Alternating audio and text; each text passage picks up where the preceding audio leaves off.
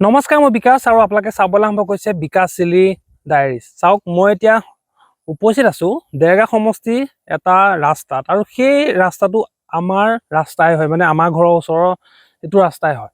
আচলতে সেই ৰাস্তাটো চালে আপোনালোকে দেখিব যে ৰাস্তা নে পথাৰ আচলতে কোনো ধৰিবই নোৱাৰি।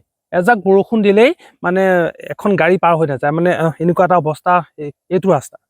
যিটো সময়ত বিজেপি চৰকাৰখনে বিকাশ বিকাশ বিকাশ বুলি কেৱল চিঞৰি থাকে, সেইটো সময়ত আপোনালোকে চাওক যে প্ৰকৃতাৰ্থত বিকাশ হৈছেনে? নাই হোৱা ন?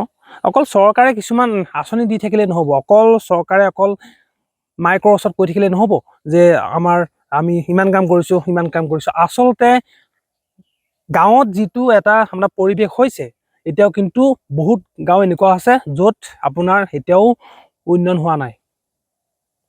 বৃদ্ধ পেঞ্চন পোৱা আইতাগৰাকীয়ে যদি এখন গাড়ী ভাড়া কৰি বৃদ্ধ পেঞ্চনটো যদি ল'বলৈ যাব নোৱাৰে, তেন্তে হ'লে এয়া আচলতে কেনেকুৱা ধৰণৰ বিকাশ?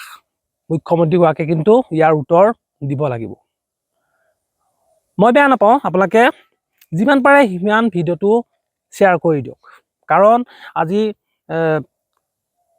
মানে আপোনাৰ কংগ্ৰেছ চৰকাৰ গ'ল, এতিয়া বৰ্তমান আপোনাৰ এই চৰকাৰখন আছে, কিন্তু বিজেপি চৰকাৰখন আছে, মানে কংগ্ৰেছ চৰকাৰ গ'ল, কিন্তু ইমান দিনৰ পিছতো আমাৰ এই 500 মিটাৰ, মাত্ৰ 500 মিটাৰ ৰাস্তা কিন্তু আজিলৈকে হৈ নুঠিলে। আমাৰ এইখিনিত প্ৰায় 10-12 ঘৰ মানুহ আপোনাৰ মানুহ আছে, মানে SC মানুহ আছে।